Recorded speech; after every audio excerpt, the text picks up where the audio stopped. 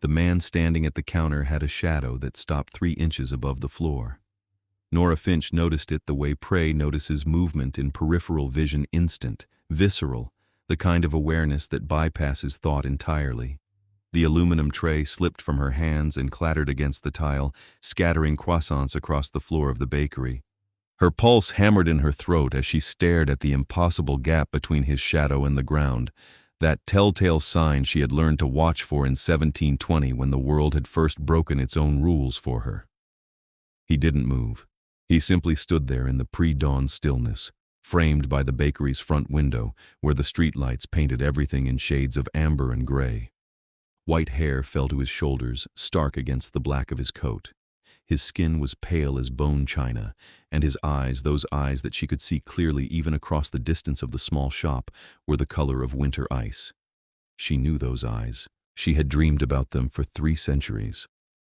"Nora," he said, and his voice was exactly as she remembered it from that single night in a barn outside of London, rough with pain and need. "I have found you at last." Her hands were shaking. She pressed them flat against the stainless steel counter, flour dust ghosting into the air. "How long have you known I was here?" 47 minutes. He took a step forward, and she watched his shadow move with him, still hovering above the floor like something unmoored from reality. "I have searched for you for 300 years. 47 minutes is nothing. You need to leave." Her voice came out steadier than she felt. She had practiced this conversation in her head 1,000 times, in 1,000 different cities, in 1,000 different languages. She had imagined begging, fighting, running. She had never imagined this, her hands covered in dough, wearing an apron that said "Rise and Shine" in cheerful yellow letters, facing him across a counter scattered with morning pastries. No. It was not a threat. It was simply a statement of fact, delivered with the kind of absolute certainty that came from centuries of being obeyed. Nora pulled off her apron with shaking fingers. "I'm leaving." "Where will you go?" He moved closer, and she could see the inhuman grace in every step, the predatory elegance that marked him as something other. "Melbourne? Prague? Mumbai? I found you in all of them before. I will find you again." She had lived in Melbourne for 6 years, Prague for 9, Mumbai for 14, the longest she had stayed anywhere since 1720, and he had found her in every single one, though she had only just learned it. The thought made her stomach turn. Why? The word tore out of her. Why hunt me for 300 years? I gave you what you needed. I saved your life. I thought... She stopped, pressing her lips together hard. "You thought what?" "I thought you were hunting me to erase the evidence, to kill the witness." She laughed, and it sounded broken, even to her own ears. "I've been running from you for 3 centuries because I thought you wanted me dead." Something shifted in his expression, pain, perhaps, or regret. It was hard to read emotion on a face that perfect, that otherworldly. "I wanted you found," he said quietly. "I wanted you returned to me. I wanted to know the name of the girl who pressed her wrist to my mouth and saved my life when any sensible person would have let me die." "Nora Finch," she said. "That's not my real name. I've had 100 names since then. I don't even remember what my parents called me anymore." "I am Nicolae Nyx," he said, and she felt the weight of that name settle over the room like snow. King of the Northern Court, sovereign of the bloodlines that stretch from the Baltic to the Atlantic. I have ruled for 800 years, and in all that time, I have never forgotten the girl in the barn. Nora stared at him. A king. She had saved a king's life, and he had spent 3 centuries hunting her across the globe because of it. "I need to go," she said again, but her feet wouldn't move. She was rooted to the spot, staring at this beautiful, terrible thing that had shaped her entire life without her knowing it. "Your blood answered mine that night," Nicolae said, taking another step closer. "I marked you, whether I meant to or not. I was dying, and you were so warm, so alive, and when your blood touched my tongue, it was like—" He stopped, and for the first time she saw something raw in his expression. It was like being born again, like remembering what it meant to want to live. "I don't age anymore," Nora said. Her voice sounded distant, like it was coming from someone else. Or, I age so slowly it doesn't matter. I was 23 in 1720. I think I'm maybe 33 now.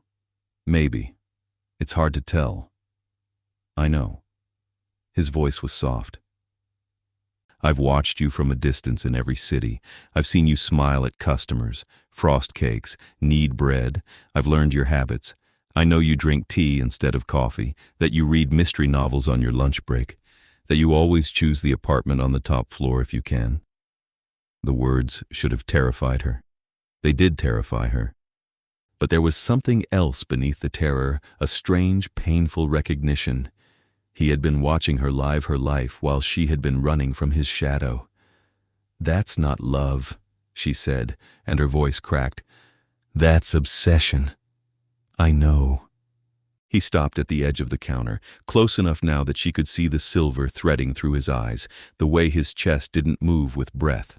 "I know the difference, Nora. I have had 300 years to understand exactly what I have become. I fell in love with a memory, a girl in a barn who showed mercy to a monster. I have been chasing that memory across centuries, and now that I am finally standing in front of you, I realize I know nothing about you at all." Nora felt something hot and sharp lodge in her chest. "Then why are you here?" "Because I want to know you."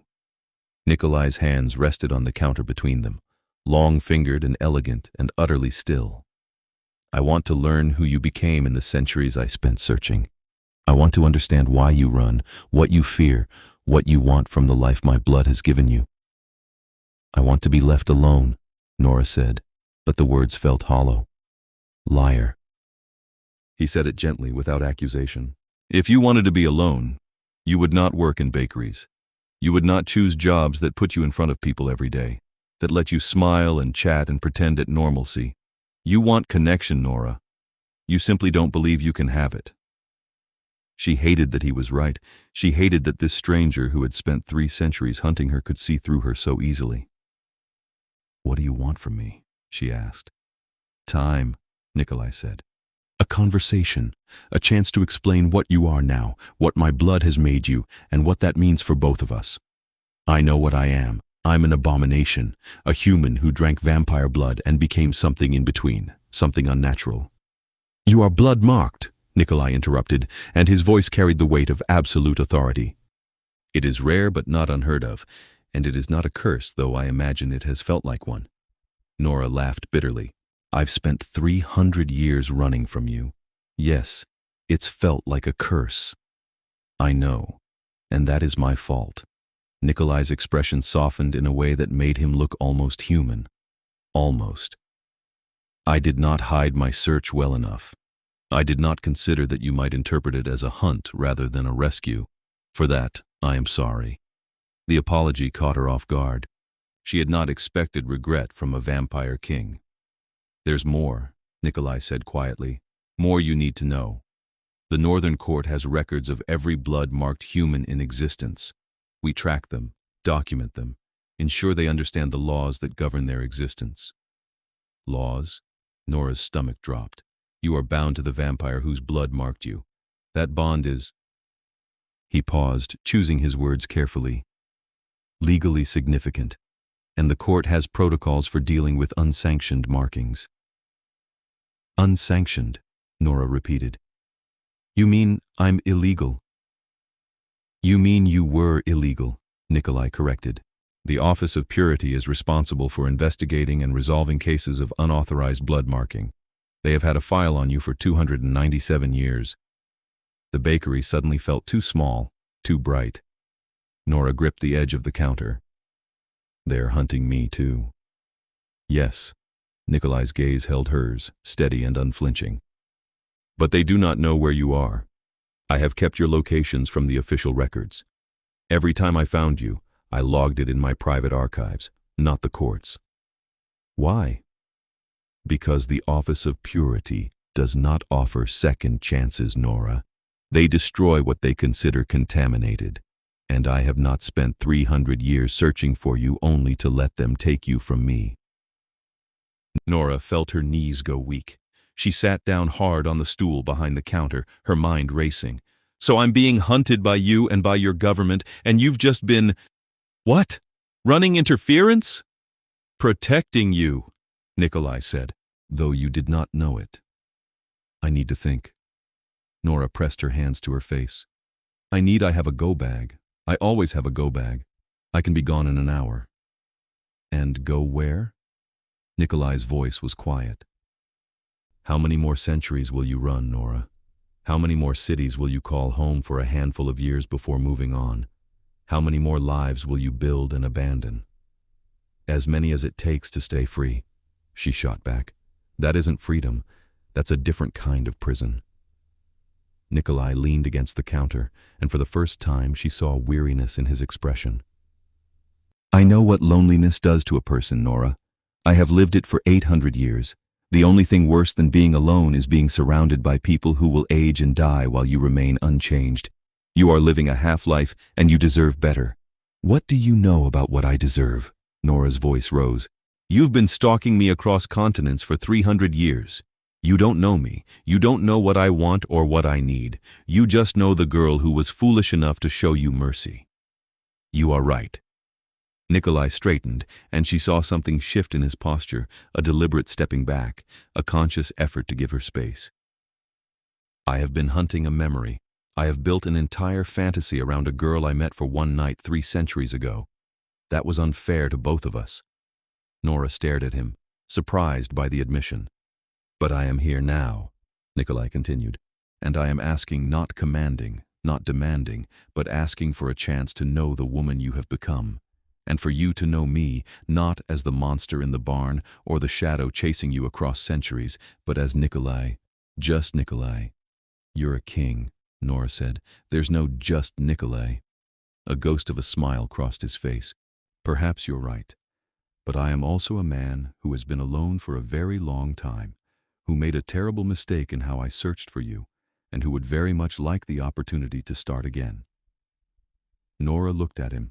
Really looked at him for the first time. He was beautiful in the way all vampires were beautiful, but there was something else in his face, something worn and tired and genuinely hopeful. I don't trust you, she said. I know, and I'm still considering running. I know that too, but I also don't want to run anymore. The admission felt like stepping off a cliff. I'm tired, Nicolae. I'm so tired of being afraid. Then don't be. He extended his hand across the counter, palm up, an offering rather than a demand. Stay. Talk to me. Let me explain what the blood marking means, what the court wants, and what options you actually have. You have been running without all the information for 300 years. Let me give you the truth, and then you can decide what you want to do with it. Nora looked at his hand. Long fingers, pale skin, utterly still in a way that no human hand could manage. She thought about the go-bag under her bed, the fake passport in her nightstand drawer, the bus routes she had memorized on her second day in the city. She thought about Melbourne and Prague and Mumbai, about all the lives she had built and abandoned, about the loneliness that had become so familiar she barely noticed it anymore. And then she thought about what he had said. That isn't freedom. That's a different kind of prison. Slowly, carefully, she reached out and placed her hand in his. His skin was cool but not cold, and his fingers closed around hers with surprising gentleness. 3 hours, Nora said. You have 3 hours to convince me not to disappear again. Nicolae's smile was small but genuine. I will take what you offer. Not here. Nora glanced around the bakery. Her shift didn't end for another 2 hours, but she could text Marcus, the owner. He would understand, or at least he would accept her excuse. There's a park 2 blocks north. Meet me there in 20 minutes. You want me to leave? It wasn't a question. I want to lock up and text my boss and change out of this ridiculous apron, Nora said.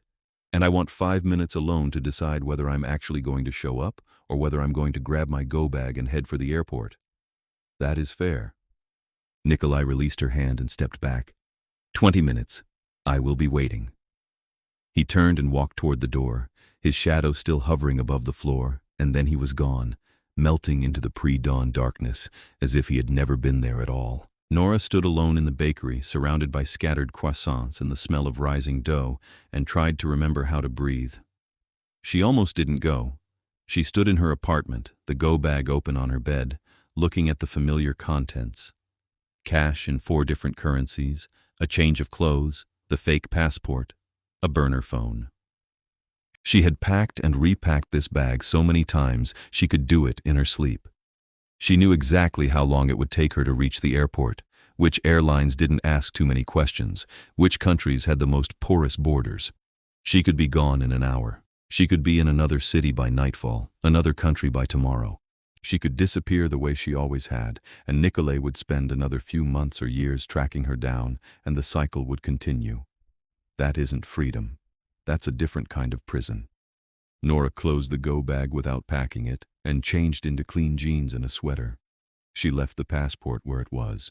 If she was going to do this, if she was actually going to trust a vampire king who had been hunting her for 3 centuries, she needed to commit to it, at least for the next 3 hours. The park was quiet at this hour, caught in the strange liminal space between night and morning. The streetlights were still on, but the sky was beginning to pale at the edges, a promise of dawn that made Nora acutely aware of the vampire waiting for her. She found Nicolae sitting on a bench beneath an oak tree, his white hair almost luminous in the dim light. He stood when he saw her, and she saw relief flash across his face. "You came," he said. "Don't make me regret it." Nora sat down on the opposite end of the bench, keeping distance between them. "Start talking." Nicolae settled back onto the bench, angling himself toward her. "What do you know about blood marking? That it happened to me by accident, that it made me stop aging, or age so slowly it doesn't matter, that it makes me something that shouldn't exist." Nora pulled her sleeves down over her hands. "That's about it." "Blood marking is a bond," Nicolae said. "It occurs when a vampire's blood mingles with a human's in significant quantity and the human survives. It is exceedingly rare. Most humans cannot tolerate vampire blood in that concentration. It kills them or drives them mad." "Lucky me," Nora muttered. "Yes," Nicolae said seriously. "Lucky you. You are one of perhaps a dozen blood-marked humans currently alive in the world. Your blood has been altered by mine, which grants you extended life, resistance to disease and injury, and a connection to the vampire who marked you." "What kind of connection?" "I can sense you." Nicolae's gaze was steady. "Not your exact location, but your general direction and distance. It is how I have been able to track you across centuries. And you can sense me if you pay attention. You knew who I was the moment you saw me in the bakery, even though we met only once 300 years ago." Nora thought about the visceral recognition she had felt, the way her body had known him before her mind caught up. "What else?" "The bond can be completed," Nicolae said carefully. "A blood-marked human can be turned into a full vampire, but only by the vampire whose blood marked them. No other vampire's blood will work. The turning requires intent, ritual, and the willing participation of both parties. So I'm stuck halfway between human and vampire unless you decide to turn me." Nora heard the bitterness in her own voice. "Yes and no." Nicolae leaned forward, resting his elbows on his knees.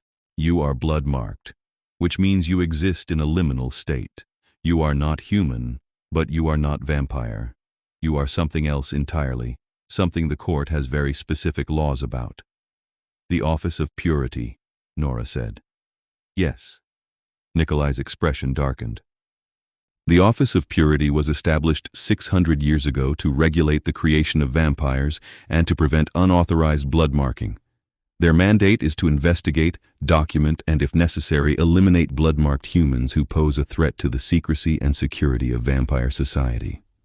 And I pose a threat because you were created without sanction, because you have lived for 300 years without oversight or registration, because the office believes that unauthorized blood-marked humans are unpredictable, potentially dangerous, and fundamentally corrupting to the natural order." Nicolae's voice was tight with controlled anger. "They are bureaucrats who worship procedure over compassion, and they have been looking for you since 1723.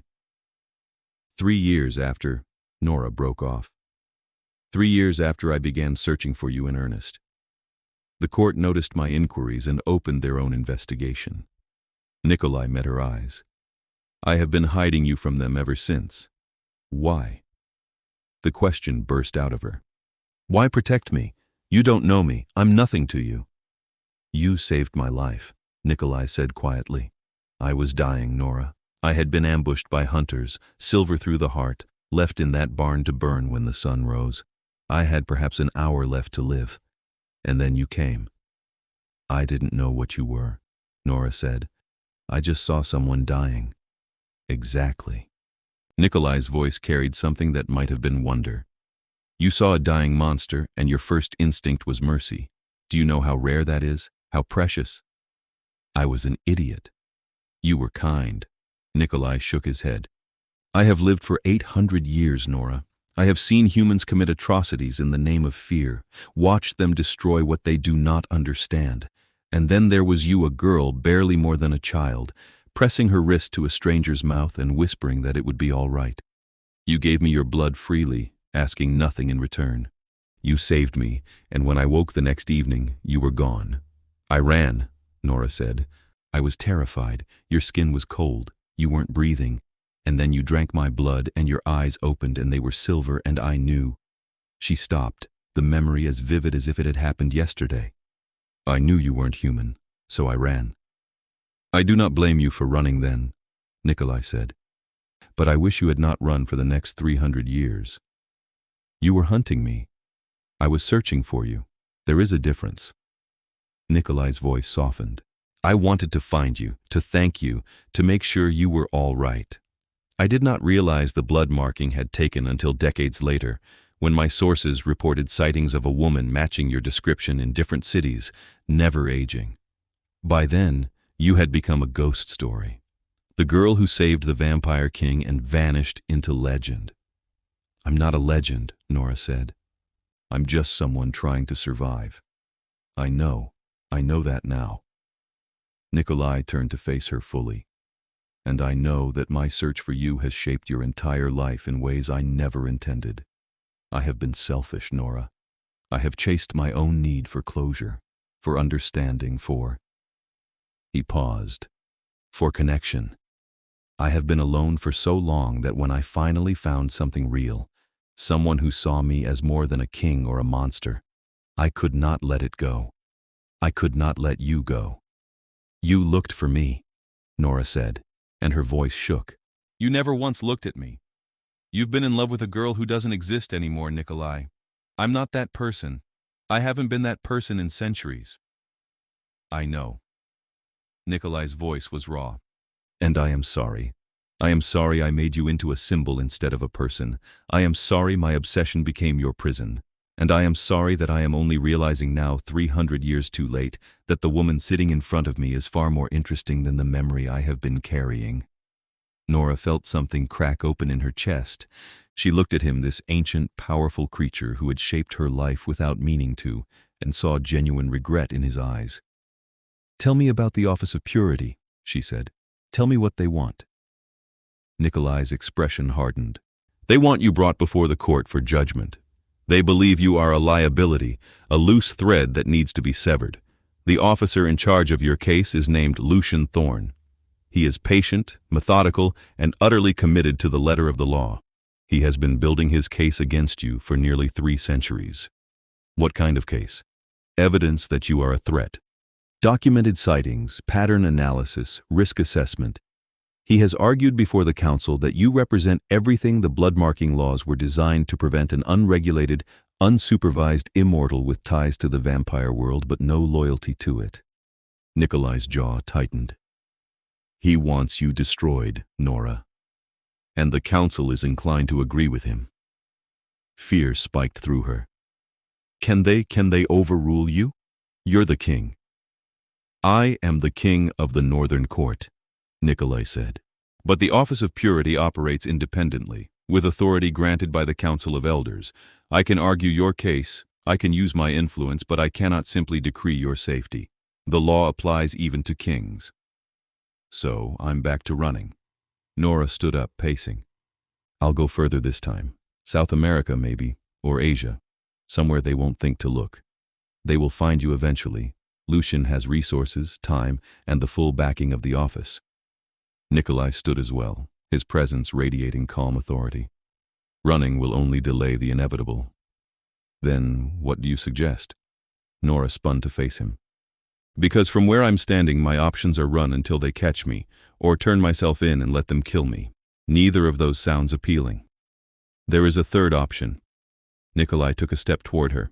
Complete the bond. Let me turn you into a full vampire. Once the transformation is complete, you fall under my protection as a member of my bloodline. The office would have no jurisdiction. Nora stared at him. You want me to become a vampire? I want you to live, Nicolae said. I want you to have a choice, a real choice, instead of spending eternity running from shadows. And what would that make me? Your subject? Your property? Nora's voice rose. I've spent 300 years fighting to stay free, Nicolae. I'm not going to trade one prison for another. It would make you family, Nicolae said quietly. A member of my bloodline, with all the rights and protections that entails. You would not be my property, Nora. You would be my equal in every way that matters. Except you would still be king, and I would still be bound to you by blood. Nora shook her head. That's not freedom. That's just a different kind of cage. Perhaps. Nicolae's voice was steady. But it is a cage where you would be safe, where you could stop running, where you could finally build a life that lasts longer than a few years before you flee to the next city. I need to think. Nora pressed her hands to her temples. This is too much. You show up, tell me I've been running from the wrong thing, tell me there's a whole vampire government that wants me dead, and then offer to turn me into one of you. I can't. I need time. Time is not a luxury we have much of. Nicolae's expression was grim. Lucien knows I have been searching for you. He does not know I have found you yet, but he will deduce it soon enough. Once he does, he will come for you himself. How long? Days. Perhaps a week if we are fortunate. Nicolae moved closer, and she could see the intensity in his silver eyes. I can protect you, Nora, but I need you to trust me. I don't know how to do that, Nora said honestly. I've spent 3 centuries trusting no one. Then learn. Nicolae's voice was soft. Let me show you that I am more than the shadow you have been running from. Let me prove that I see you, not the girl from the barn, but the woman standing in front of me now. Nora looked at him, this vampire king who had hunted her across centuries, who was asking for trust she didn't know how to give. And beneath the fear and the anger and the exhaustion, she felt something else stirring a terrible, fragile hope. I have an apartment, she said slowly. It's small, and the furniture came with the place, and I've only been there 11 months. But it's mine for now. You can come there. We can talk. But, Nicolae, she met his eyes. If I'm going to even consider this, I need honesty. No more secrets, no more half-truths. I need to know exactly what I'm getting into. You have my word, Nicolae said. Complete honesty, no matter how difficult. All right. Nora took a breath. Then come with me. We have a lot to talk about. Her apartment was exactly as she had described it, small, sparsely furnished, impersonal. Nicolae looked around at the bare walls, the generic furniture, the single suitcase in the corner that was probably her go-bag, and felt something twist in his chest. This was how she had been living for 300 years. Never settling, never truly arriving, always ready to flee at a moment's notice. It's not much, Nora said, closing the door behind them. But it's quiet, and the landlord doesn't ask questions. How long have you been in this city? Nicolae asked. 11 months. I usually move every year or 2 before people start noticing I'm not aging. Nora moved to the small kitchen, filling a kettle with water. Tea? I do not require it, but thank you. Right. Vampire. Nora set the kettle on the stove anyway. I'm making some for myself. Talking about my own execution makes me want caffeine. Nicolae watched her move through the familiar motions teabag in a mug, honey from the cupboard, the precise timing she clearly knew by heart. These small rituals of humanity, carefully maintained even as the centuries passed. You said you wanted honesty, Nora said, leaning against the counter while the water heated. So here's an honest question. What do you actually want from me, Nicolae? And I don't mean the noble answer about protecting me or the romantic answer about finding the girl from the barn. I mean, what do you really want? It was a fair question, and it deserved a truthful answer. Nicolae moved to the small dining table and sat down, folding his hands in front of him. I want to not be alone, he said quietly. I am surrounded by subjects, advisors, courtiers, but I have not had a genuine connection with another being in centuries. Everyone who approaches me wants something: power, favor, protection. They see the crown, not the person beneath it. You are the only one who ever looked at me and saw someone worth saving, simply because I was dying. Not because I was a king, not because I could offer you anything, just because I needed help. Nora was quiet for a long moment. That's honest. You asked for honesty. Nicolae looked up at her. I have been chasing a memory for 300 years because it was the last time I felt truly seen. But you are right, I fell in love with a moment, not a person. I have been unfair to both of us. So what now? Nora's kettle began to whistle and she poured the water over her tea bag. You want to start over? I want to know you, Nicolae said. The woman you have become. Your favorite books. What makes you laugh? What you dream about when you let yourself dream. I want to understand how you survived 300 years of loneliness without letting it consume you. Who says it didn't? Nora carried her tea to the table and sat down across from him. Maybe I'm just as hollow as you are, Nicolae. Maybe we're both just ghosts pretending to be people. Perhaps. Nicolae studied her face, the weariness in her eyes, the careful control in how she held herself. But I would like to find out together. Nora wrapped her hands around her mug. Tell me about vampires. Real information, not the legends. If I'm going to make a decision about becoming one, I need to know what that actually means. What do you want to know? Everything. Nora met his eyes. Start with the basics. Sunlight, blood, aging, all of it. Nicolae settled into his chair, preparing to explain a world she had only ever seen from the outside. Sunlight will kill us, but not instantly.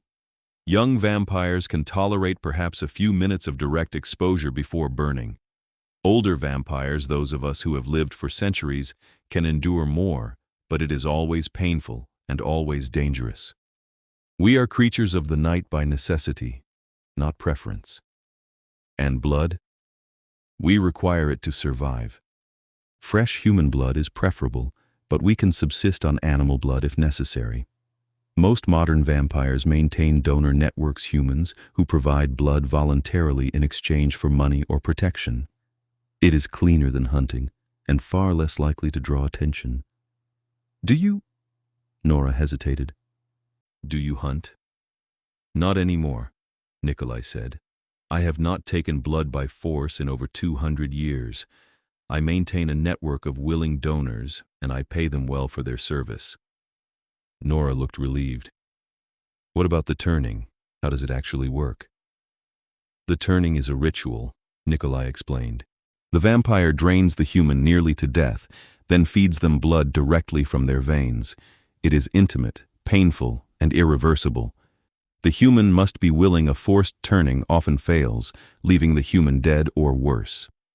The transformation takes 3 days, during which the human's body dies and is reborn as something new. 3 days of dying. Nora's voice was flat. Sounds delightful. It is not pleasant, Nicolae admitted. But at the end, you would be stronger, faster, and truly immortal.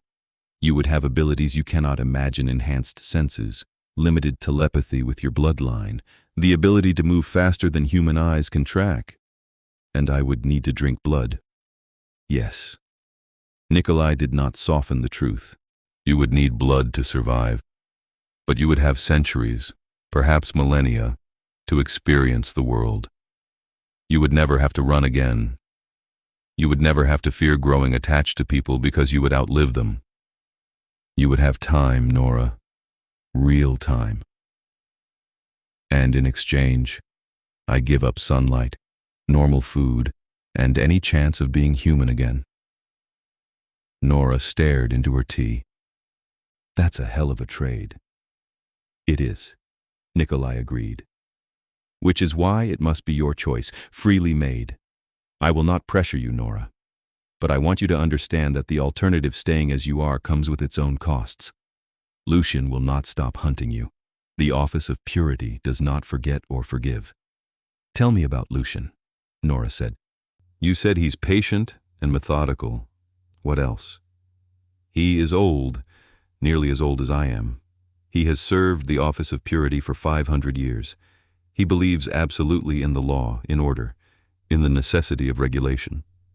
Nicolae's expression was troubled. He is not cruel, Nora. He does not hunt you out of malice. He hunts you because he genuinely believes you are dangerous. Why? I've never hurt anyone. I've spent 300 years keeping my head down and trying not to be noticed. Because you are proof that the system failed, Nicolae said. You were created outside the proper channels. You have lived for centuries without registration or oversight. To Lucian, you represent chaos, the breakdown of the careful order that keeps vampire society hidden from humanity. He sees you as a threat not because of what you have done, but because of what you could do. That's insane. It is the law. Nicolae's voice was grim. And Lucian is nothing if not lawful. Nora set down her tea with more force than necessary.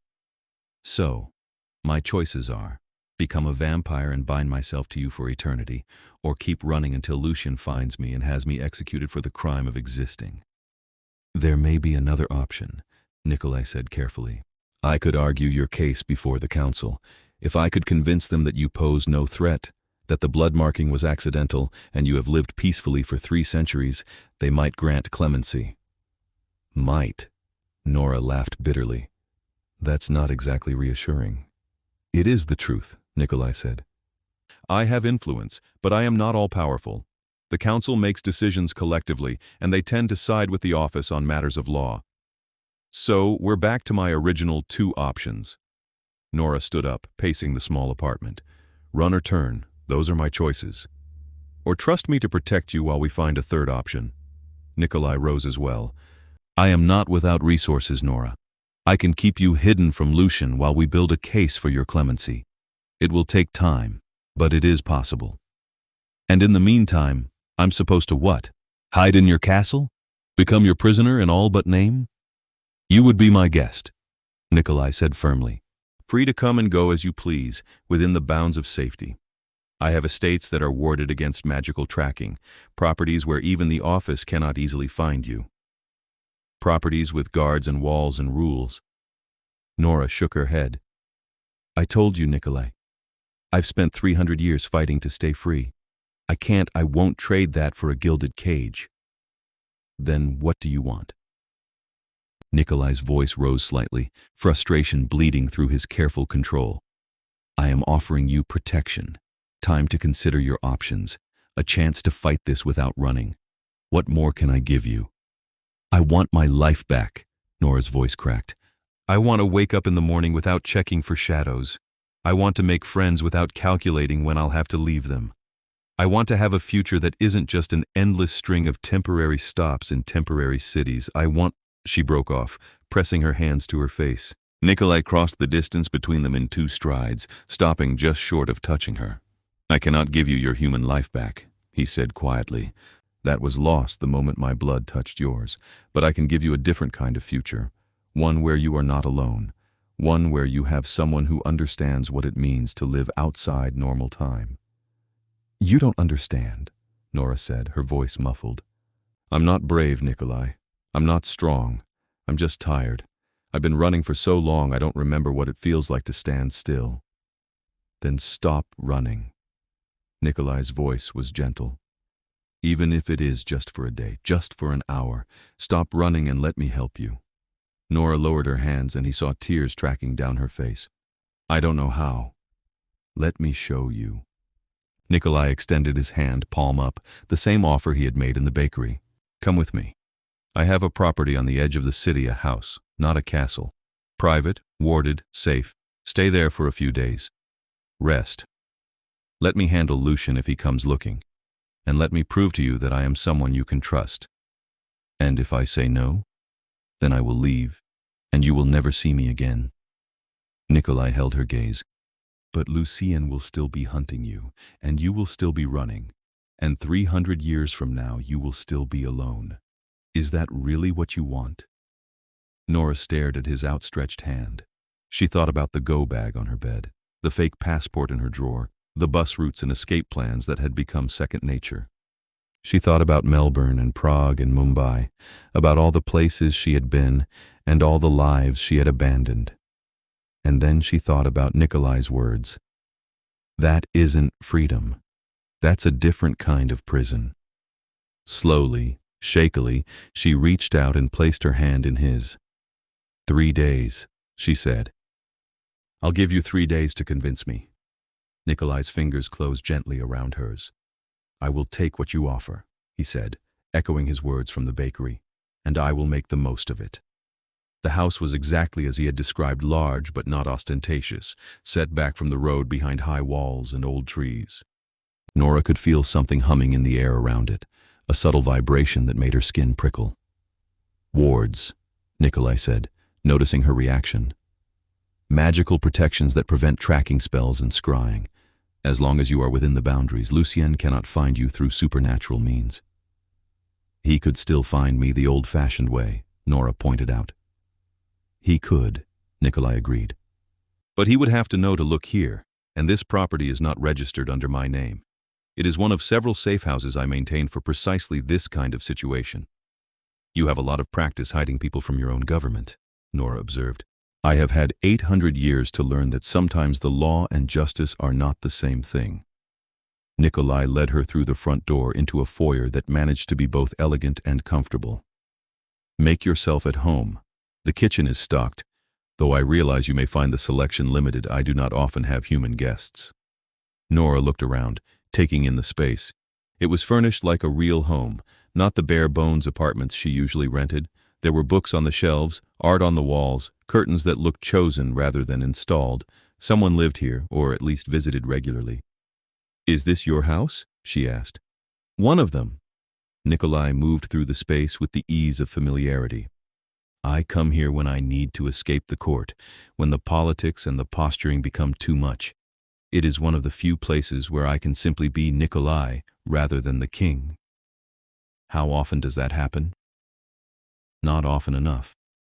Nicolae glanced at her. You are not the only one who feels trapped by circumstance, Nora. She thought about what he had said in her apartment, that he wanted to not be alone, that everyone around him wanted something. She had spent 300 years assuming he was the one with all the power, but standing in this quiet house, seeing the weariness in his eyes, she wondered if perhaps they had both been prisoners in different ways. The bedroom upstairs is yours, Nicolae said. I will take one of the rooms on the ground floor. You will have privacy, space, whatever you need. You don't sleep in a coffin? Nora couldn't help the small smile.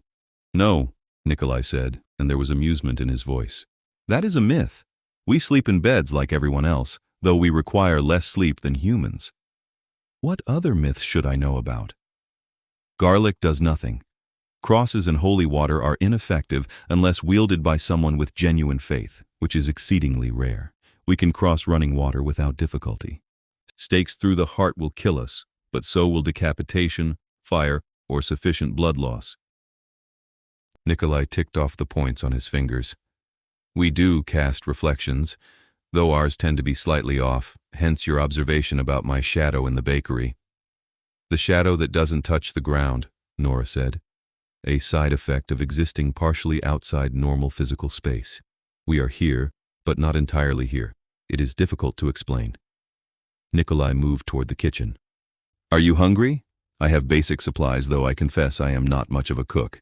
I've been working in a bakery since 4 this morning, Nora said. I'm starving. She followed him into the kitchen and was surprised to find it well appointed and clean. Nicolae opened the refrigerator and frowned at the contents. There are eggs, he said, bread, cheese, some vegetables that may or may not still be edible. I can work with that. Nora moved past him and began pulling ingredients out. Scrambled eggs and toast, basic but effective. Nicolae watched her work with obvious fascination. I have not seen someone cook in a very long time. You've been watching me in bakeries for years, Nora pointed out, cracking eggs into a bowl. From a distance, this is different. He leaned against the counter, his gaze tracking her movements. May I ask you something? You can ask. I might not answer. Why bakeries? Nicolae's voice was genuinely curious. In every city, you choose to work in bakeries. Why? Nora whisked the eggs, considering the question. Because bread is universal. Every culture has bread in some form. It's comforting, familiar, and there's something about working with dough that feels... She paused, searching for the word. Grounding. You mix flour and water and yeast, and you create something that rises and transforms. It's a small magic, but it's real. You are a creator, Nicolae said softly. Even after 300 years of running, you choose to create rather than destroy. I'm not that noble, Nora said, pouring the eggs into a heated pan. I just like baking. It is still a choice. Nicolae watched the eggs begin to solidify under her spatula. You could have chosen any number of occupations that required less visibility, less human contact, but you chose something that puts you in front of people every day, that requires you to smile and chat and pretend at normalcy. That takes courage. Or stupidity, Nora muttered, but she felt something warm unfold in her chest at his words. They ate in companionable silence, or rather, Nora ate, while Nicolae sat across from her, watching with the intense focus she was beginning to recognize as characteristic of him. This is strange, Nora said around a mouthful of eggs. What is? This. Sitting here eating breakfast while a vampire king watches me, having a normal conversation after you just told me I'm being hunted by your government. She set down her fork. Shouldn't we be planning something? Preparing defenses? Running? We have 3 days, Nicolae said. And you are exhausted, Nora. I can see it in every line of your body. When was the last time you slept properly? When was the last time you let yourself rest without keeping one eye on the exit? Nora couldn't remember. What does it matter? It matters because you cannot make a life-altering decision about your future when you are running on fear and adrenaline. Nicolae's voice was firm. So, for the next 3 days, I want you to rest, sleep, eat, read. Do whatever humans do when they are not fleeing for their lives, and let me take care of the logistics. What logistics? I will reach out to my contacts within the court, feel out the situation with Lucien, and begin building a case for your clemency. I will also make arrangements for your protection if you choose not to complete the turning. Nicolae stood, collecting her empty plate. But all of that is my responsibility, not yours. Your only job is to rest and decide what you actually want. Just like that? Nora stared at him. You're just going to handle everything? Yes. Nicolae set the plate in the sink. I have been hunting you for 300 years, Nora. I owe you at least a few days of peace. Nora felt tears prick her eyes again. She was so tired of crying, but the relief of having someone else carry the weight, even temporarily, was overwhelming. Thank you, she said quietly. Nicolae's expression softened. You are welcome. Now go upstairs, take a bath if you wish, and sleep. I will wake you if anything urgent arises. Nora climbed the stairs to the bedroom he had indicated, feeling like she was moving through a dream. The room was lovely, a large bed with soft linens, windows that looked out over gardens, a bathroom with a deep tub. She ran the bath as hot as she could stand and sank into it, letting the heat soak into muscles that had been tense for longer than she could remember. For the first time in 300 years, she let herself believe that maybe, possibly, she might be safe. She woke to twilight filtering through the windows and the smell of something cooking downstairs. For a disoriented moment, she couldn't remember where she was, then it all came rushing back. Nicolae, the office of purity, the house with the wards. Nora padded downstairs in bare feet to find Nicolae in the kitchen, staring at a pan with an expression of intense concentration. "What are you doing?" she asked. He looked up, and she saw relief flash across his face. "Attempting to make dinner. I may have overestimated my abilities." Nora looked at the pan. Something that might have once been chicken was now charred beyond recognition. "How long have you been trying?" she asked, fighting back a smile. "An hour." Nicolae prodded the blackened mass with a wooden spoon. "It should not be this difficult. I have watched cooking shows." Nora laughed a real, genuine laugh that surprised her. "Step aside. I'll handle it." "You should not have to cook for yourself," Nicolae protested. "I like cooking." Nora hip-checked him away from the stove and assessed the damage. "And you clearly need the help." She salvaged what she could and improvised a stir-fry with fresh vegetables from the refrigerator. Nicolae watched her work with the same fascination as before, asking questions about technique and timing that made her realize he genuinely wanted to learn. "Why cooking?" she asked as she plated the food. "You don't eat. Why try to learn?" "Because you do eat," Nicolae said simply. "And if you are going to be here for 3 days, I want to be able to provide for you properly." Something about the matter-of-fact way he said it made Nora's heart skip. She carried the plates to the small dining table and sat down, acutely aware of him settling across from her. "Did you learn anything?" she asked. "About Lucien?" Nicolae's expression darkened. "He knows I have stopped logging my search reports. He has formally requested an audience with me to discuss the matter." "What does that mean?" "It means he suspects I have found you and am hiding you from the office." Nicolae's jaw tightened. "He cannot prove it yet, but he is building his case. I have perhaps a week before he escalates to the council." "A week." Nora set down her fork, her appetite gone. "That's not much time." "It is enough to build our own case," Nicolae said. "I have been reaching out to allies within the court, feeling out support for clemency. The response has been mixed." "Mixed how?" "Some believe the blood-marking laws are outdated and unnecessarily harsh. Others believe they are essential to maintaining order." Nicolae met her eyes.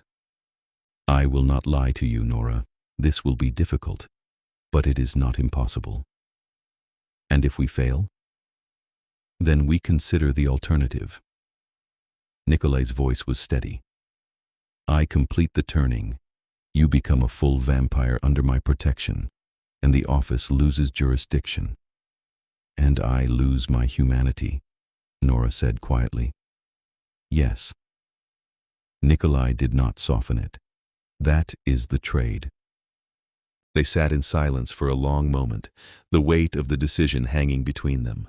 "Tell me about your life," Nicolae said suddenly. "Not the running, not the fear. Tell me about something that made you happy in the last 300 years. Nora blinked at the change of subject. "Why?" "Because I want to know you," Nicolae said. "And because we both need a reminder that there is more to existence than survival." Nora thought about it, sorting through centuries of memories. "I lived in Paris for 7 years in the 1890s. I worked in a small bakery in Montmartre, and every Sunday I would walk to the Seine and watch the artists paint. I bought a watercolor from a young man once. He signed it Henri and told me he was going to be famous someday." "Henri Matisse?" Nicolae's eyebrows rose. "I didn't keep the painting," Nora said with a sad smile.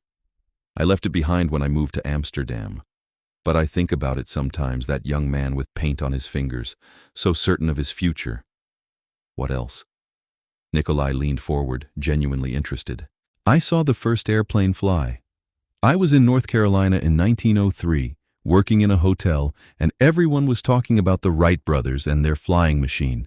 I thought it was insane." Nora smiled at the memory. "Now people fly across the world in hours." "You have witnessed extraordinary changes," Nicolae said. "So have you. You're 800 years old." "But I was not paying attention the way you were," Nicolae said. "I was ruling, politicking, maintaining order. You were living, experiencing, watching the world transform around you. There is a difference. They talked late into the night, Nora sharing stories of the cities she had lived in, the people she had met, the small joys she had collected across centuries. Nicolae listened with rapt attention, asking questions, drawing out details, making her laugh with his observations about how the world had changed. It was the first real conversation she had had in longer than she could remember, the first time she had let herself be known by another person, and somewhere in the middle of it, she realized she was falling. Not for the vampire king who had hunted her across centuries, not for the memory of the dying stranger in the barn, but for Nicolae, the man who burned chicken trying to make her dinner, who asked about her favorite books and remembered the details, who looked at her like she was the most interesting person in the world. It was terrifying and exhilarating in equal measure. The next 2 days fell into a rhythm. Nora would wake late, make breakfast while Nicolae watched and asked questions, and then they would talk. About everything and nothing, books they had read, places they had been, the strange experience of watching history unfold from the outside.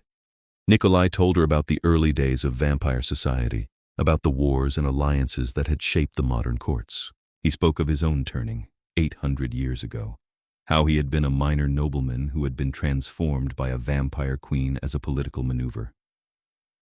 She wanted an alliance with my family's territory, Nicolae explained. They were sitting in the library, surrounded by books that spanned centuries. I was the youngest son, expendable. The turning was meant to seal the treaty. Did it work? Nora asked. For a time. The queen ruled for another century before she was destroyed in a coup. I survived because I was careful, because I learned to navigate the politics quickly. Nicolae's expression was distant. I never wanted to be king, Nora. I wanted to be left alone to read and learn and exist in peace. But when the northern court fractured after the queen's death, I was the only one strong enough to hold it together. So you became king by necessity, Nora said. Yes, and I have been trapped by the crown ever since. Nicolae looked at her. You and I are more alike than you might think. We both had our futures chosen for us by circumstances beyond our control. At least you had power, Nora pointed out. Power is its own kind of prison. Nicolae stood and moved to the window, looking out at the darkened gardens. I can command armies, reshape laws, influence the fate of thousands. But I cannot have a simple conversation without someone calculating the political advantage. I cannot trust that anyone sees me rather than the crown. Is that why you've been alone for so long? Nora asked quietly. Yes. Nicolae turned to face her. I have had lovers, companions, alliances, but I have not had anyone who knew me, really knew me, since before I was turned. Until you. You don't know me, Nora protested. We've had 3 days, and in those 3 days, you have told me more truth than I have heard in 3 centuries. Nicolae crossed back to her, kneeling so they were eye level. You do not want anything from me, Nora. You are not calculating advantage or measuring influence. You are simply here, being yourself, and that is— He paused, searching for words. That is extraordinary. Nora felt her breath catch. Nicolae. I know I have no right to ask this, Nicolae said. I know I have been the source of your fear for so long that the idea must seem absurd, but I need you to know. I am falling in love with you. Not the girl from the barn, not the memory. You, the woman who laughs at my cooking attempts and tells me about artists in Paris and challenges me to see beyond my own assumptions. You can't, Nora said, but her voice was shaking. You barely know me. I know enough. Nicolae's silver eyes held hers. I know you are kind, even when you are afraid. I know you choose creation over destruction. I know you have survived 300 years of loneliness without becoming bitter or cruel. I know that when you smile, it feels like sunlight even in the darkest room. Stop, Nora whispered, but she didn't pull away when he reached for her hands. I will stop if you truly want me to, Nicolae said. But I hope that perhaps you are falling too. That perhaps these 3 days have been as revelatory for you as they have been for me. Nora looked at their joined hands, his cool and pale, hers warm and human. She thought about the go-bag she had left unpacked in her apartment, the escape routes she hadn't memorized, the future she had let herself imagine for the first time in centuries. "I am falling," she admitted, the words tearing out of her. "And it terrifies me, because falling means trusting, and trusting means vulnerability, and vulnerability means you could hurt me in ways I can't even imagine." "I could," Nicolae agreed. "And you could hurt me as well. That is the risk we take when we let ourselves care for another person." "But you're a vampire king," Nora said. "And I'm just—" "You are not just anything." Nicolae's voice was fierce. "You are Nora. You are the woman who saved my life, who survived 3 centuries of running, who makes magic with flour and water. You are extraordinary, and I will spend however long you give me proving that to you." Nora felt tears spill down her cheeks. "What if Lucian finds us? What if the council rules against me? What if I have to run again?" "Then I will run with you," Nicolae said simply. "I will abdicate the crown, leave the court, and spend the rest of eternity following you across whatever cities you choose, because you are worth more to me than any throne." "You can't mean that." "I have never been more certain of anything." Nicolae lifted one hand to cup her face, his thumb brushing away her tears. "I have been king for 600 years, Nora, and in all that time I have never felt as alive as I do when I am talking to you." Nora closed her eyes, leaning into his touch. "I don't want you to give up your crown." "Then help me find another way," Nicolae said.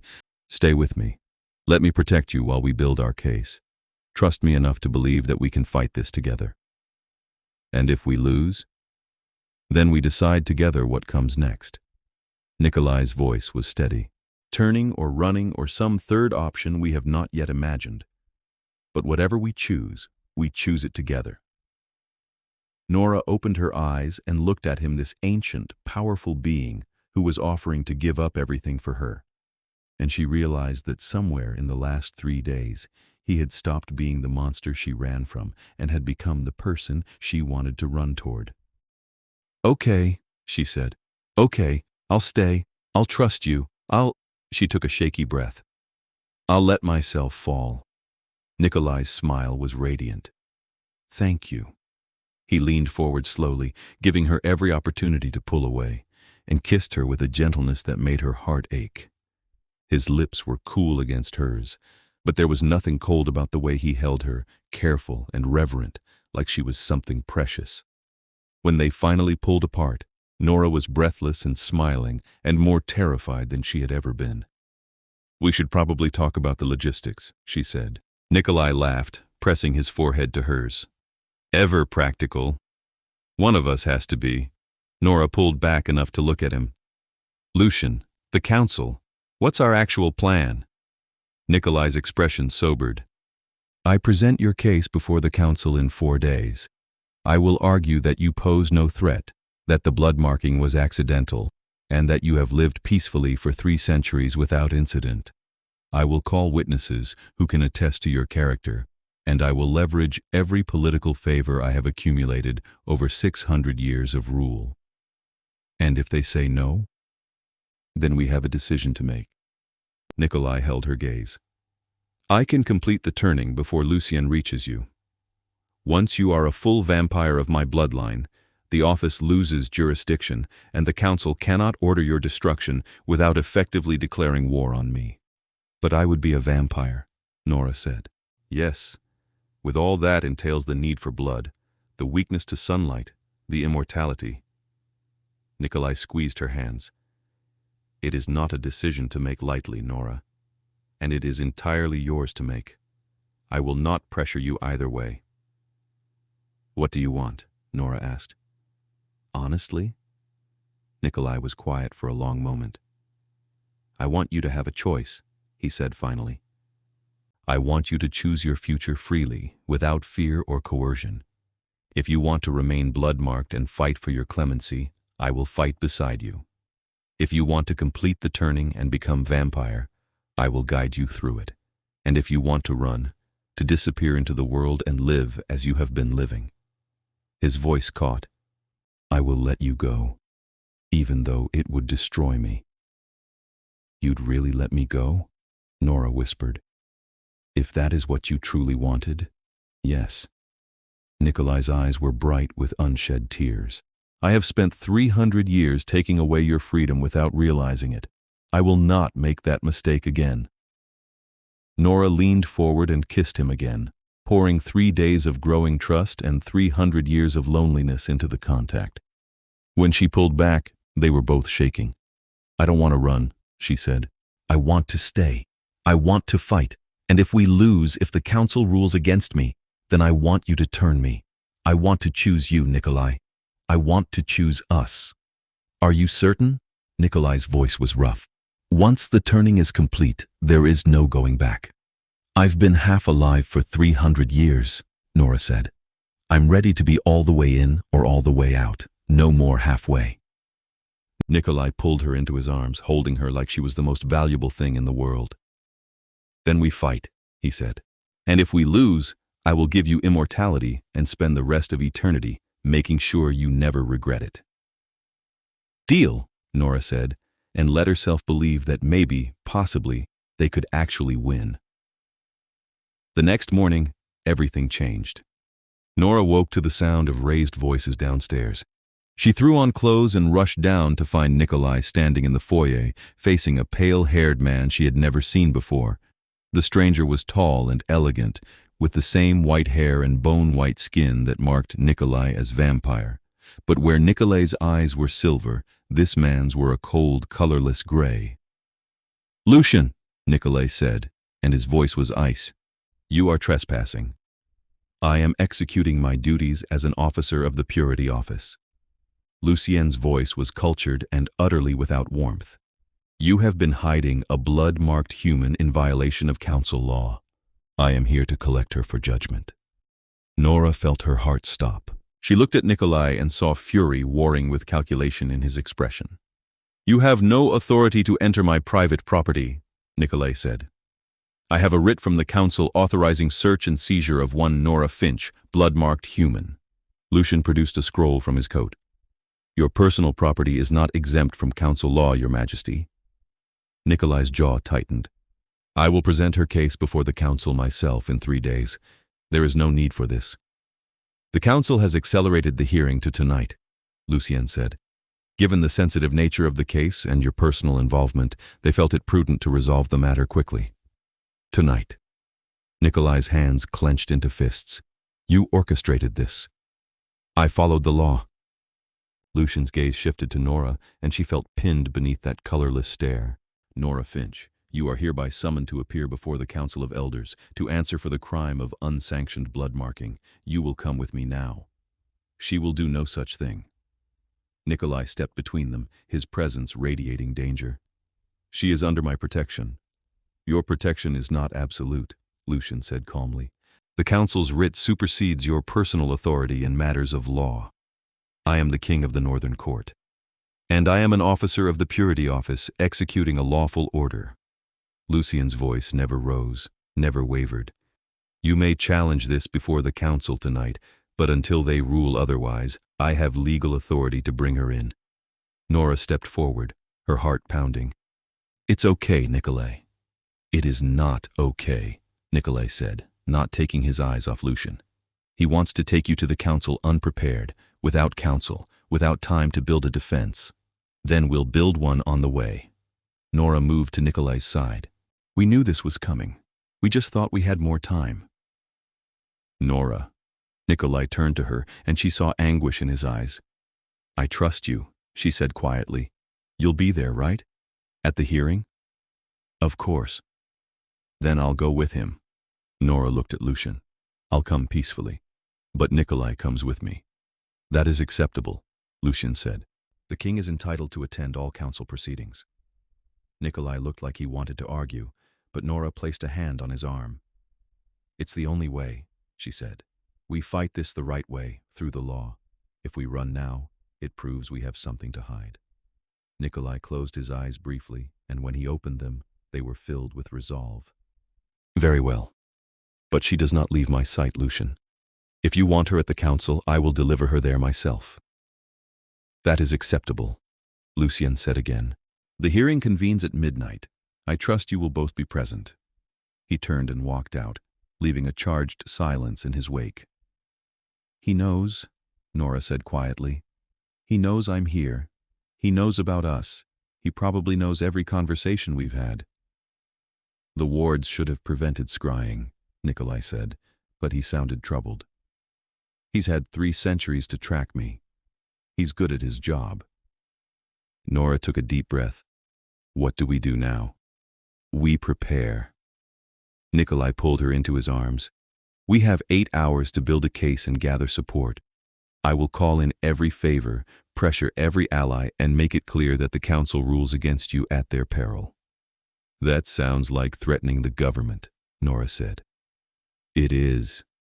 Nicolae's voice was grim. "And I will burn the entire court to the ground before I let them destroy you." Nora pulled back to look at him. "You can't do that. You can't throw away 600 years of rule for me." "Watch me," Nicolae said, and she believed him. The council chambers were exactly as intimidating as Nora had imagined. They were deep beneath the city, carved from stone that predated modern civilization. The ceiling soared overhead, lost in shadows, and the walls were lined with elaborate carvings that seemed to writhe in the torchlight. 13 chairs formed a semicircle at the far end of the chamber. 12 of them were occupied by vampires so old they barely looked real pale and still as statues, their eyes reflecting centuries of accumulated power. The 13th chair sat empty at the center, slightly elevated. That was where Nicolae would sit when he was acting as king rather than advocate. Tonight he stood beside Nora on the floor of the chamber, facing the council as an equal rather than a superior. Lucien stood on the opposite side, holding a file that Nora suspected contained 300 years of documentation about her existence. "This hearing is called to order," one of the council members said. She was ancient, her white hair cascading past her shoulders, her eyes like chips of amber. "We are here to adjudicate the case of Nora Finch, blood-marked human, and determine what disposition the law requires." "I speak for the defendant," Nicolae said, his voice ringing through the chamber. "That is your right," the amber-eyed counselor said. "Lucien Thorne, present your case." Lucien stepped forward, his movements precise and controlled. 300 years ago, Nora Finch was inadvertently blood-marked by King Nicolae. She has lived ever since in violation of registration protocols, moving between cities, evading oversight, and existing outside the legal framework that governs vampire-human interactions. "The marking was accidental," Nicolae interrupted. "I was dying, and she showed mercy. The law allows for accidental markings." "The law allows for accidental markings that are immediately reported and registered," Lucien corrected. "Miss Finch disappeared before the marking could be documented. When the office became aware of her existence 3 years later, she had already established a pattern of evasion that continues to this day." "Because she believed she was being hunted for extermination," Nicolae said.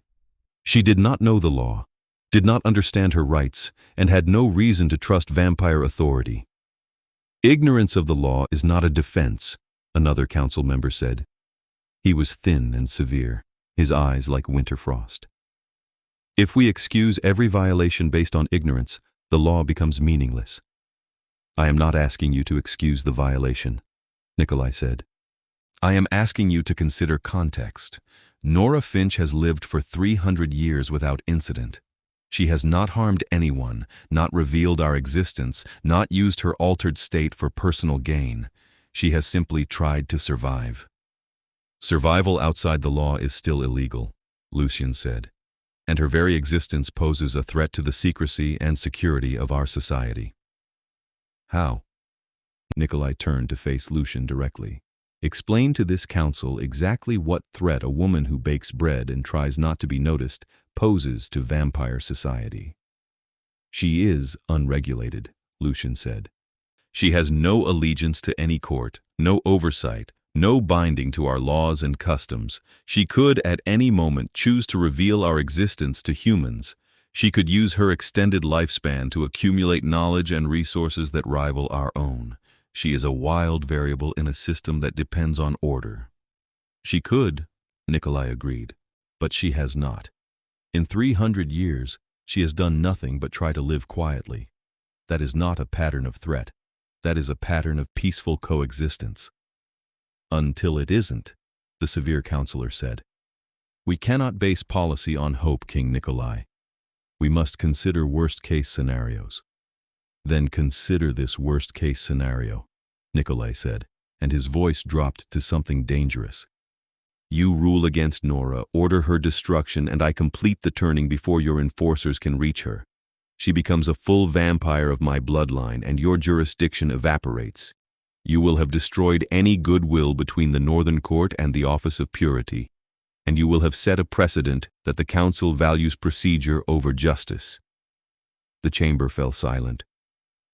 Are you threatening this council? The amber-eyed counselor asked. I am informing you of my intentions, Nicolae said. I will not allow an innocent woman to be destroyed because she had the misfortune of showing me mercy. If you force my hand, I will turn her, and you will have accomplished nothing except driving a wedge between the Northern Court and the rest of vampire society. And if we forbid the turning? The severe counselor asked. Then you will have to explain to the other courts why you are dictating who I may and may not bring into my bloodline, Nicolae said.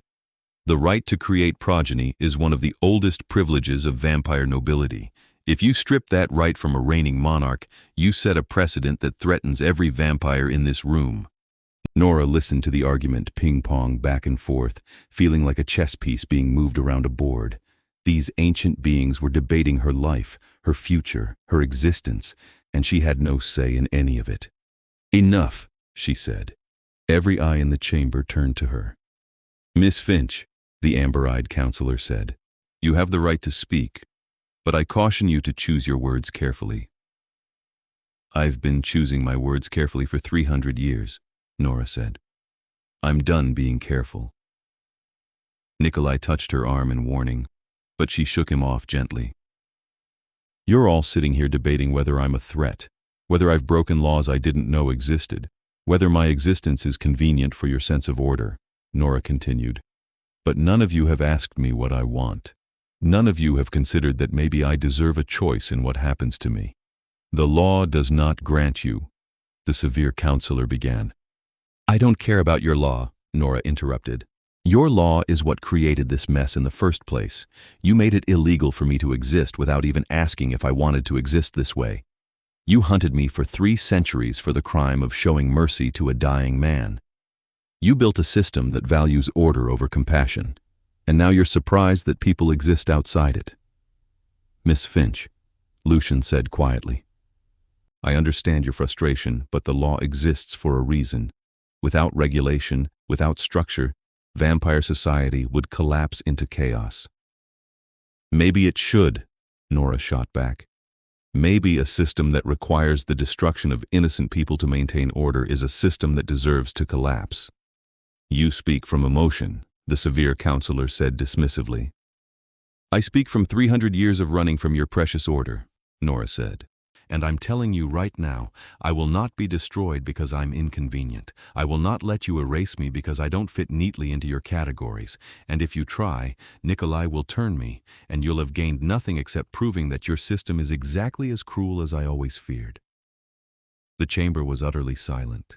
The amber-eyed counselor leaned forward. What do you want, Nora Finch? Nora took a breath. I want to choose my own future. If that means completing the turning and becoming vampire, I want it to be my choice, not something forced on me by your laws. And if I choose to remain blood-marked, I want to do it legally, with registration and oversight and whatever protocols you need to feel secure, but I want it to be my choice. The law does not provide for voluntary blood marking, Lucian said. Then change the law, Nicolae said. The Council has the authority to grant exceptions in extraordinary circumstances. Nora's case is nothing if not extraordinary. The council members looked at each other, some kind of silent communication passing between them. We will deliberate, the amber-eyed counselor said finally. King Nicolae, Miss Finch, please wait outside. Nicolae started to protest, but Nora grabbed his hand. Come on! They stepped out into the corridor, and the heavy doors swung shut behind them. That was incredibly brave and incredibly foolish, Nicolae said. I'm tired of being afraid, Nora said. And I'm tired of other people deciding my fate. Nicolae pulled her into his arms. Whatever they decide, we will face it together. Promise? I swear it on my crown and my blood, Nicolae said. You are not alone in this, Nora, not anymore. They stood there in the corridor, holding each other while the council debated, and Nora let herself believe that maybe, possibly, they would actually win. The doors opened after what felt like hours, but was probably only 30 minutes. The council has reached a decision, the amber-eyed counselor said. Please enter. Nora and Nicolae walked back into the chamber, hand in hand. The 13 counselors looked down at them with expressions ranging from stern to thoughtful to outright hostile. We have considered your case, the amber-eyed counselor said, and we have heard arguments from all sides. Lucian Thorn has presented compelling evidence that you have lived outside the law for 3 centuries. King Nicolae has argued persuasively that your actions pose no threat, and that the blood marking was accidental, and you yourself have demanded the right to choose your own future. Nora held her breath. The council has decided to grant a conditional clemency, the counselor continued. You will be allowed to remain blood-marked, provided you submit to full registration, regular check-ins with the Office of Purity, and a binding oath that you will not reveal vampire existence to humans or use your altered state for personal gain. And if I refuse the conditions? Nora asked. Then King Nicolae is within his rights to complete the turning, provided you consent, the counselor said. But we warn you, a turning performed to evade council authority will be viewed with extreme prejudice. If you choose that path, you will be watched closely, and any misstep will result in severe consequences.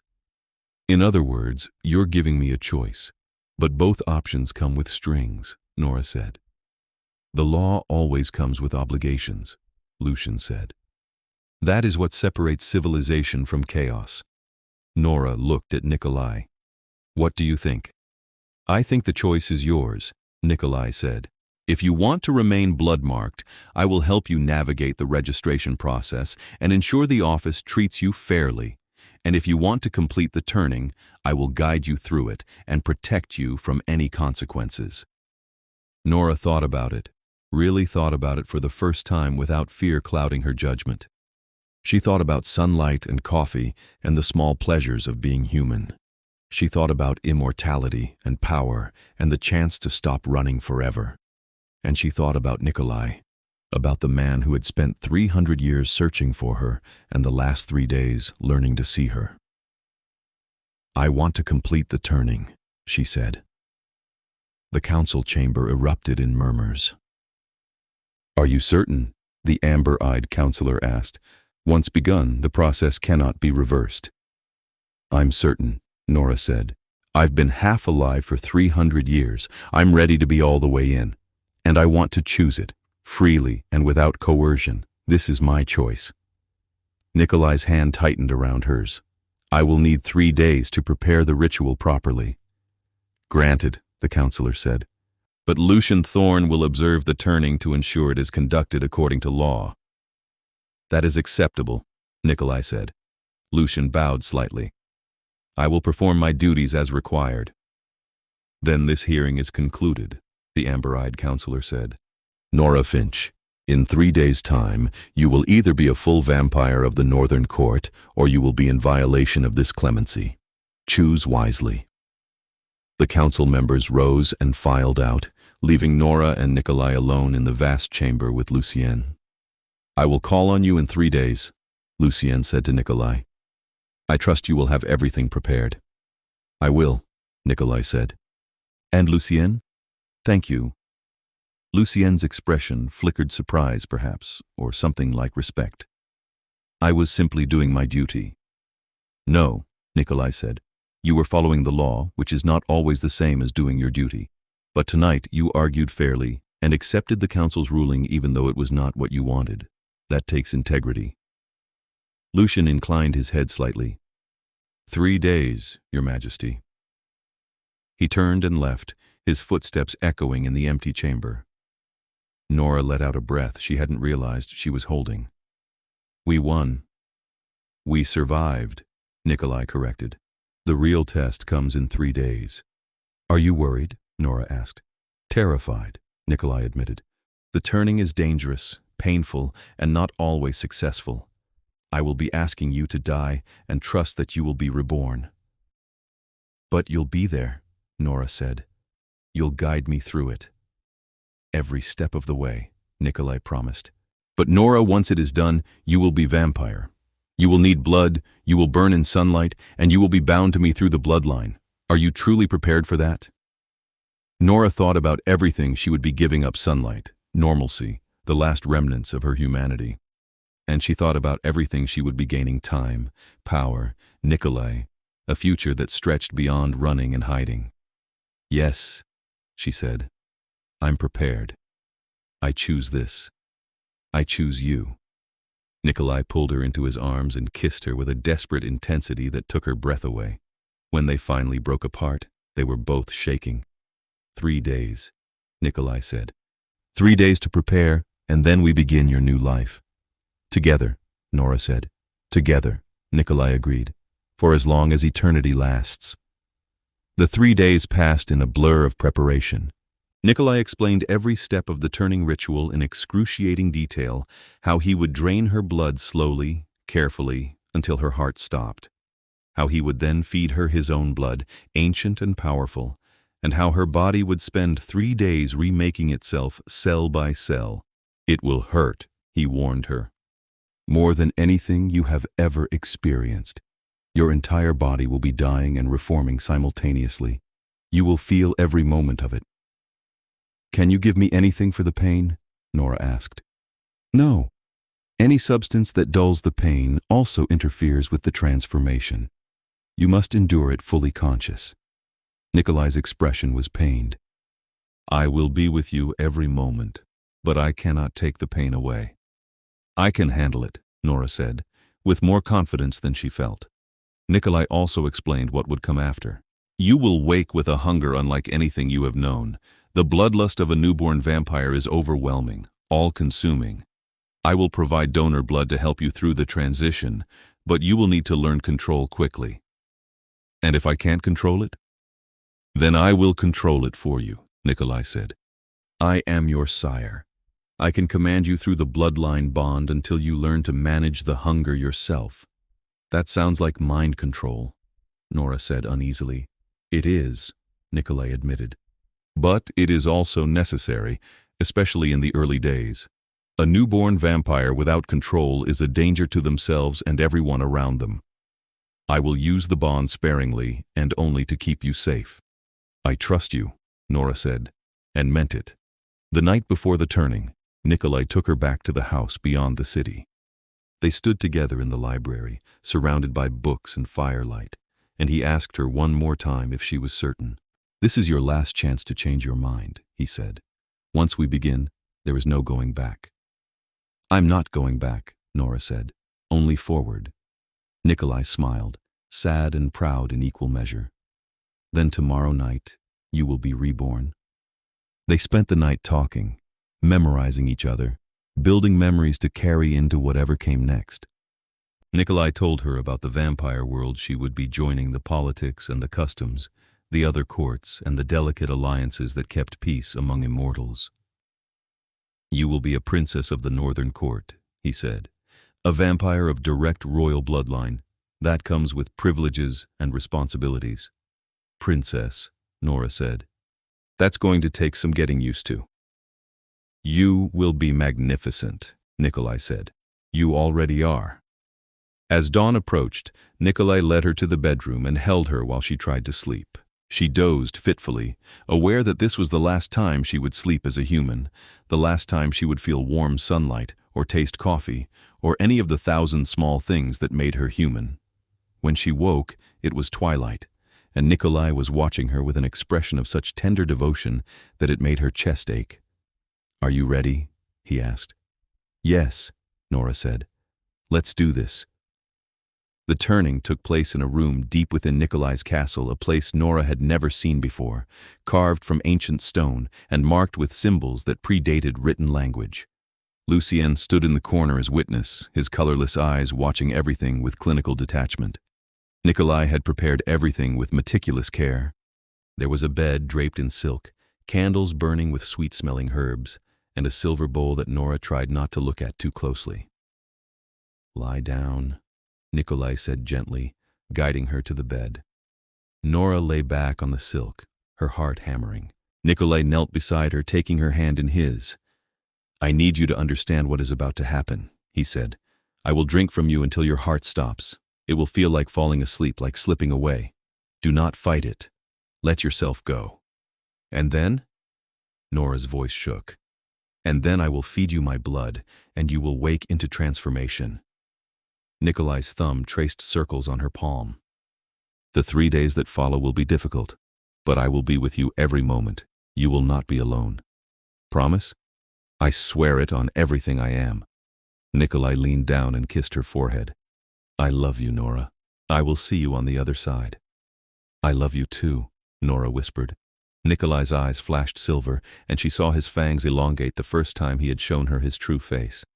They were sharp and elegant, designed for exactly this purpose. He bent to her throat, and she felt the scrape of his fangs against her skin. "Breathe," he murmured. "Just breathe." The bite came swift and sharp, a sting that faded into something warm and almost pleasant. Nora felt her blood flowing out, felt Nicolae's mouth working against her throat, felt her heartbeat begin to slow. The room grew dim. Her body felt heavy, then weightless, then nothing at all. She heard Nicolae's voice from very far away. "Come back to me." And then there was only darkness. Pain brought her back. It started as a burn in her chest, spreading outward like wildfire through her veins. Nora tried to scream, but her throat was full of something thick and sweet. She choked, swallowed, and felt the burn intensify. "That's it," Nicolae's voice said, close and steady. "Drink, Nora. You need to drink." She drank without thinking, pulling the sweet thickness into herself, and the pain bloomed into something worse, something that felt like every cell in her body was being torn apart and reconstructed. She screamed then, a sound that barely resembled anything human. "I know," Nicolae said, and she felt cool hands cradling her face. "I know it hurts, but you have to endure it. 3 days, Nora. You can do this." 3 days. 3 days of this agony. Nora didn't think she could survive 3 minutes. But Nicolae stayed with her, just as he had promised. He held her hand through the worst of it, spoke to her when she could hear him, and simply remained present when she couldn't process anything beyond the pain. Time became meaningless. There was only the fire in her veins, the sensation of her body breaking and remaking, and Nicolae's voice anchoring her to reality. "Your eyes are changing," he said at one point. "Silver, like mine. Beautiful." "Hurts," Nora managed to gasp. "I know. You are almost through the worst of it." Hours or days later, she couldn't tell, the pain began to recede. It didn't disappear, but it faded to something more manageable, less all-consuming. And then there was a new sensation: hunger. It crashed over her like a wave, primal and overwhelming. She needed blood, Nora gasped. "Please." "Here." Nicolae pressed something to her lips, a glass, warm and copper-smelling. "Slowly. Your body is still adjusting." Nora drank, and it was like nothing she had ever tasted. Rich and complex and utterly satisfying. She drained the glass and immediately wanted more. "More," she said. "Not yet. Too much at once will make you sick." Nicolae stroked her hair. "Rest now. When you wake again, you will be ready." Nora slipped back into darkness, but this time it was peaceful, restful, the sleep of the dead. When she woke the 3rd time, everything was different. The room was too bright, every candle flame a small sun. She could hear Nicolae's breathing, or rather the lack of it, the deliberate pause between each unnecessary breath. She could smell the herbs burning in the corner, could identify each one individually, and she could feel the bloodline bond, a silver thread connecting her to Nicolae, thrumming with awareness and power. "Nicolae?" Her voice sounded different, clearer, stronger. "I am here." He was beside her immediately, his face breaking into a smile that was pure joy. "Welcome back." Nora sat up too fast, the world blurring with the speed of her movement. Nicolae steadied her with gentle hands. "Easy. Your body is still learning its new capabilities. Nora looked down at her hands. They were paler than before, the skin almost translucent. She could see the veins beneath, not with blood anymore, but with something else, something that looked like liquid silver. "I'm vampire," she said, testing the words. "You are," Nicolae confirmed. "How do you feel?" Nora took stock. She felt strong, impossibly strong. She felt aware in a way she had never been before, like someone had turned up the resolution on reality. And she felt hungry, a gnawing need that sat in her stomach like a living thing. "Hungry?" she said. "I expected that." Nicolae helped her to her feet. "Can you walk?"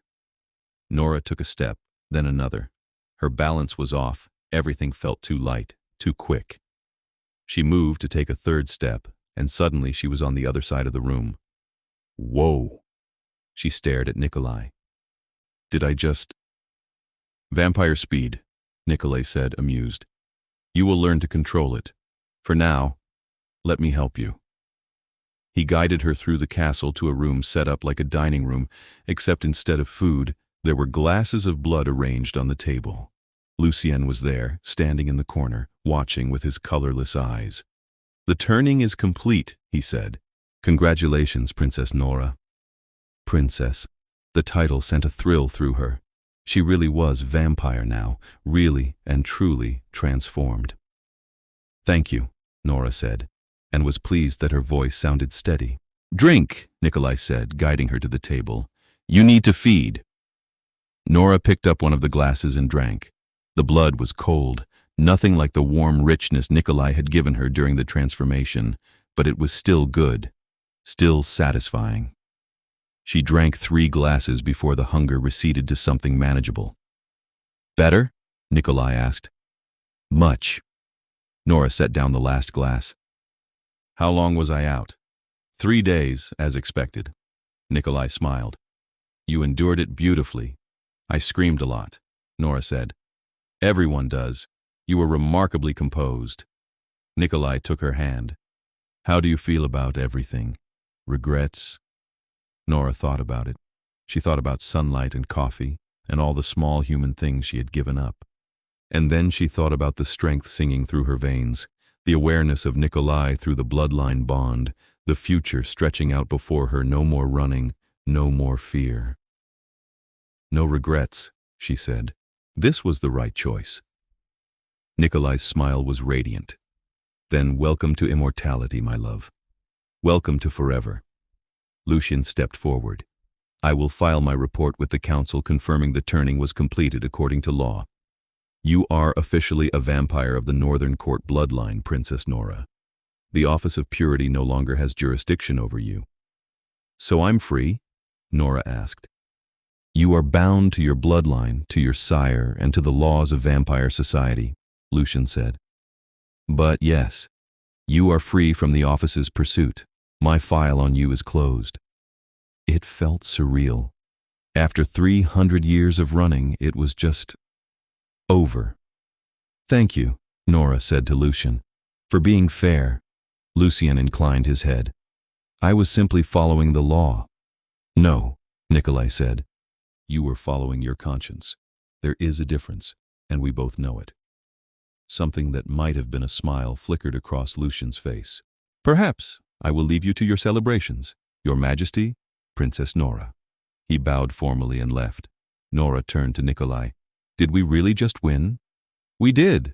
Nicolae pulled her into his arms. "You are safe, you are vampire, and you are mine. We won everything." Nora laughed, the sound bright and joyous. "I can't believe it's over." "It's not over," Nicolae said. "It's just beginning. We have eternity ahead of us, Nora. Eternity to explore, to learn, to simply be together." "What do you want to do first?" Nora asked. Nicolae's smile turned mischievous. "You said once that you had lived in Paris in the 1890s, that you watched artists paint by the Seine." "Yes." "I want to take you back there. I want to walk with you through every city you once hid in, and I want to make new memories to replace the old ones. I want to show you the world as you have never seen it before, not as a fugitive, but as my partner, my equal, my love." Nora felt tears prick her eyes. Vampire tears, she realized, that would never fall. That sounds perfect.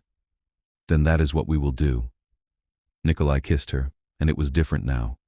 Cool lips against cool lips, two immortals rather than vampire and human. But it was still them, still real, still everything. When they finally pulled apart, they were both smiling. Where do we start? Nora asked. Paris, Nicolae said. We start in Paris and we work our way backward through every city you ever called home, and in each one I will show you the hidden vampire world, the courts and the safe houses, the ancient histories and the secret places. You will learn your new world, and I will learn your old one. Together, Nora said. Together, Nicolae agreed, for as long as eternity lasts. 3 months later, they stood together on the Pont des Arts in Paris, watching the Seine flow past beneath them. The city was beautiful at night, lights reflecting off the water, couples walking hand in hand along the riverbank. I used to stand here on Sunday afternoons, Nora said. When I was human, I would watch the artists and dream about a life that lasted longer than a few years. And now? Nicolae asked. Now I have eternity. Nora leaned into his side. And I don't have to dream anymore. They had spent the last 3 months traveling Paris, Amsterdam, London, Prague. In each city, Nicolae had shown her the hidden world of vampires, the courts and councils and ancient families that existed in the shadows. And Nora had shown him the human world she had loved, the bakeries and cafes and small moments of beauty she had collected across centuries. She was learning to be vampire, how to control her speed and strength, how to feed without losing herself to the bloodlust, how to navigate the politics of immortal society. It was difficult, but Nicolae was a patient teacher, and the bloodline bond helped her learn faster than she would have alone. Do you miss it? Nicolae asked quietly. Being human? Nora thought about it honestly. Sometimes. I miss sunlight. I miss coffee that actually tastes like something rather than ash. But mostly, she looked up at him. Mostly I'm just grateful to be here with you. I am grateful for you every day, Nicolae said. You gave me back my life twice, once in that barn, and once when you agreed to let me know you. We saved each other, Nora said. That's what matters. They stood there on the bridge, two immortals among countless humans, and watched the city they both loved. Where next? Nicolae asked. I lived in Mumbai for 14 years, Nora said. I've been thinking about going back, seeing how it's changed. Then Mumbai it is. Nicolae kissed the top of her head. I am in no hurry. We have all the time in the world. And they did. They had centuries, millennia, eternity stretching out before them. No more running, no more fear, no more loneliness. Just the two of them, learning each other, exploring the world, building a future, one moment at a time.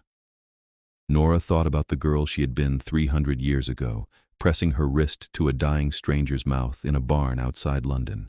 She thought about all the years of running, all the cities and names and lives she had built and abandoned. And she thought about Nicolae, who had spent 300 years searching for her, who had learned to see her rather than the memory, who had offered her not just immortality, but choice. I love you, she said.